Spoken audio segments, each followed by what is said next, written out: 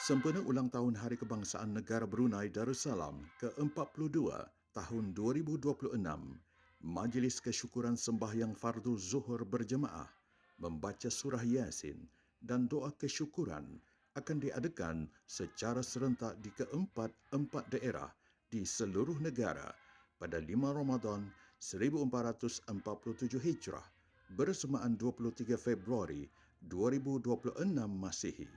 Secara langsung majlis tersebut akan dapat diikuti pada pukul 12.20 tengah hari di kesemua saluran televisyen dan siaran radio serta melalui RTB Go. Orang ramai adalah dialu-alukan hadir ke masjid, surau dan balai ibadat di seluruh negara bagi sama-sama menyemarakkan majlis tersebut. Tema ulang tahun Hari Kebangsaan tahun ini, Bersatu Mencapai Cita Negara.